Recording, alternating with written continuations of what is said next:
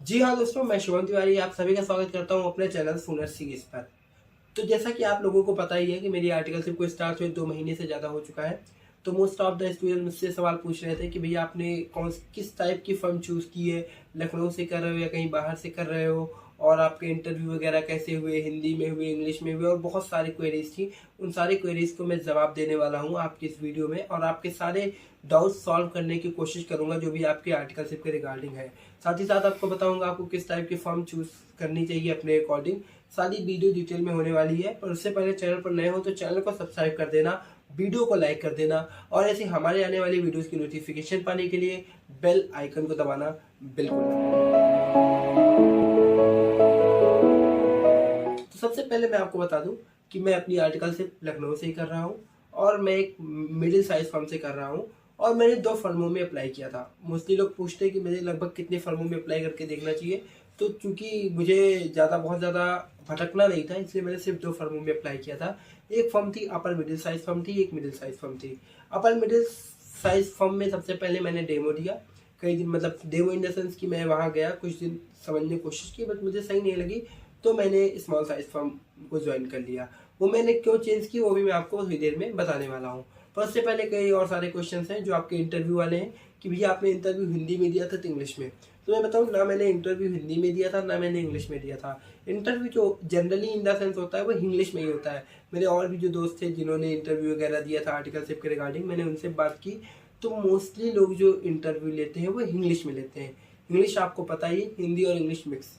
और अब सवाल ये है कि लोग मुझसे पूछे किस टाइप के क्वेश्चंस इंटरव्यू में पूछते हैं। तो मैं बताऊँ, टोटल 3 टाइप के क्वेश्चन होते हैं। एक होता है जो थ्योरेटिकल इन द सेंस कि जो आप अपने पढ़ाई करके आए हो वहाँ से क्वेश्चन बन सकता है। दूसरा होता है लॉजिकल, और तीसरा आप ये कह सकते हो लॉजिकल इन द सेंस ये होता है कि प्रैक्टिकल। लॉजिकल प्रैक्टिकल लगभग एक ही टाइप के क्वेश्चन आप समझ सकते हो। जैसे थ्योरेटिकल में तो आप समझ ही गए होंगे, आपका कुछ पूछ लिया जीएसटी के रजिस्ट्रेशन की लिमिट क्या होती है वगैरह वगैरह।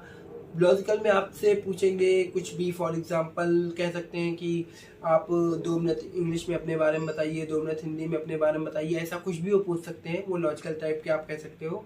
और प्रैक्टिकल इन द सेंस आपसे कुछ प्रैक्टिकल लाइफ के क्वेश्चन पूछ सकते हैं आउट ऑफ द सिलेबस, कि फॉर एग्जांपल कह सकते हो आपसे पूछ सकते हैं कि इन्फ्लेशन रेट कितना है, या फिर कुछ और आउट ऑफ द बॉक्स पूछ सकते हैं। वो मतलब current affairs in the sense आप कह सकते हो प्रैक्टिकल की अगर बात करें तो। ठीक है, अब बात उसके बाद अगर बात करें तो आप लोग का सवाल यही बार बार आप लोग सोच रहे होंगे कि मैंने आखिरकार वो अपर मिडिल साइज फर्म क्यों नहीं ज्वाइन की। तो उसका रीज़न ये था, क्योंकि मेरा बहुत ही क्लियर माइंडसेट है कि मुझे प्रैक्टिस करना है। तो प्रैक्टिस करने की वजह से, लेकिन जो अपर मिडिल साइज फर्म थी वहाँ पे जो मैंने ज्वाइन करने जिसके लिए मैं गया था, वहाँ पे ये था कि आपको वर्टिकल वाइज काम करना है। वर्टिकल इन द सेंस कि आप जिस वर्टिकल में काम करोगे आपको उसी वर्टिकल के सारे काम होंगे, आपको एक चीज़ में स्पेशलिटी दी जाएगी। तो अगर आप स्पेशलिटी का जो यूज़ होता है वो मोस्टली आप जॉब में जब आप जाओगे सीए करने के बाद, तो वहाँ पे आपको स्पेशलिटी होनी चाहिए, आपने किस वर्टिकल में काम किया, तो आपको अच्छी जॉब मिलने के चांसेस रहते हैं। लेकिन जब बात आती है प्रैक्टिस की, तो प्रैक्टिस में आपको स्पेशलिटी के बजाय आपको बेसिक सारी चीज़ों के बारे में नॉलेज होना ज़रूरी है।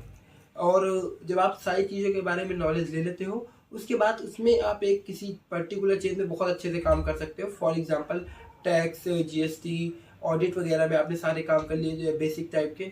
उसके बाद आपको जीएसटी बहुत ज़्यादा अच्छी लगी तो आप जीएसटी में अपने हिसाब से बहुत अच्छी स्पेशलिटी गेन कर सकते हो। बट जब आप इस किसी भी स्पेशलाइज फॉर्म में जाते हो, वर्टिकल वाइज फॉर्म में जाते हो, तो आपको एक ही फील्ड के बारे में बहुत डेप्थ में नॉलेज दी जाती है, तो आपके जॉब पर्पज़ के लिए बहुत ज़्यादा हेल्पफुल रहती है।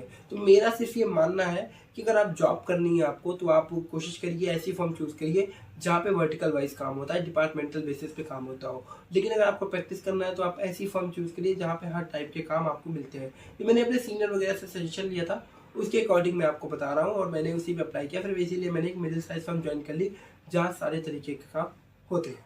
ठीक है, उसके बाद अब आप लोग का सवाल ये भी था कि स्टाइपेंड कितना है। तो स्टाइपेंड जितना आईसीआई के अकॉर्डिंग है उसमें थोड़ा सा 1-2%, 10-20% आप इंक्रीमेंट मान सकते हो, और वही स्टैंडर्ड जो आईसीआई का उसी बेसिस पे स्टाइपेंड मिल रहा है। और आई होप आप लोग के सारे डाउट क्लियर हो गए होंगे, और वीडियो बाकी तक बने रहने के लिए बहुत बहुत धन्यवाद।